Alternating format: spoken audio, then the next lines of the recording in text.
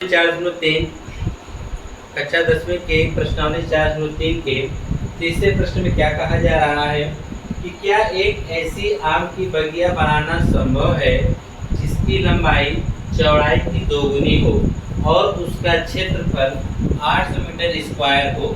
यदि है तो उसकी लंबाई और चौड़ाई ज्ञात कीजिए।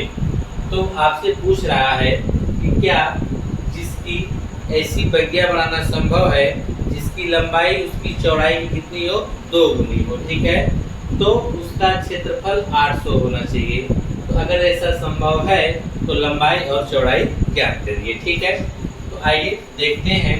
पहले हमको एक आयताकार जो बाग है, क्योंकि आयताकार बाग में ही लंबाई और चौड़ाई हो सकती है, तो अगर चौड़ाई पता कर ले तो लंबाई भी पता चल जाएगी, क्योंकि चौड़ाई की दोगुनी ही क्या है, लंबाई है।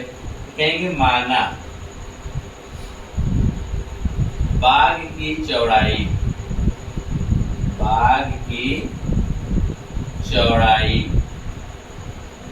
बराबर कितना मान ले, x मीटर। अगर बाग की चौड़ाई x होगी तो बाग की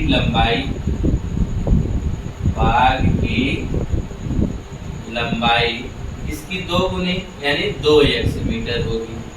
कितना होगी, 2x मीटर होगी। तो हमने लंबाई और चौड़ाई तो निकाल लिया, लेकिन उसका क्षेत्रफल दिया हुआ है। दिया है बाग का क्षेत्रफल।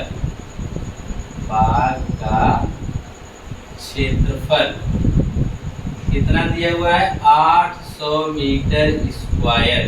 कितना दिया है, 800 मीटर स्क्वायर। तो उसकी लंबाई और चौड़ाई पूछ रहा है। तो हम जानते हैं कि प्रश्नानुसार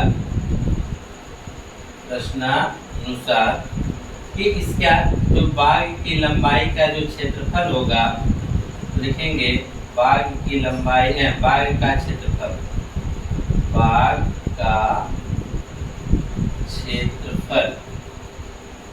बराबर कितना, 800। और क्षेत्रफल बराबर होता है क्या, लंबाई गुणे चौड़ाई बराबर कितना, 800। लंबाई कितनी है, 2x, चौड़ाई कितनी है, x बराबर कितना, 800। यह हो जाएगा 2x स्क्वायर बराबर कितना, 800 हो जाएगा। ठीक है। अच्छा, इसने कहा है कि यदि संभव है, तो आपसे यह पूछ रहा था कि अगर यदि संभव है तो इसकी क्या बताना था, लंबाई और चौड़ाई। तो यहाँ से इसकी लंबाई और चौड़ाई आसानी से निकाल सकते हैं। 2 को इधर पक्षांतर करेंगे तो हो जाएगा x स्क्वायर बराबर 800 बटा में 2। तो x स्क्वायर बराबर कितना आ जाएगा, 400। तो हम जानते हैं x स्क्वायर यानी 400 कितने का स्क्वायर होता है, 20 का। स्क्वायर से स्क्वायर कट गया तो ये आपका x बराबर कितना आ गया, 20। तो आप लिखेंगे कि लंबाई जो है, सॉरी x तो चौड़ाई है उसका, तो यहाँ पे लिखेंगे बाग की चौड़ाई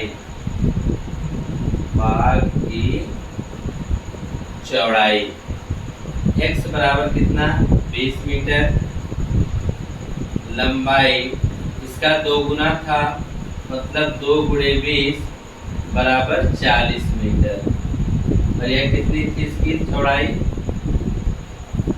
20 मीटर और लंबाई कितनी, 40 मीटर। ठीक है।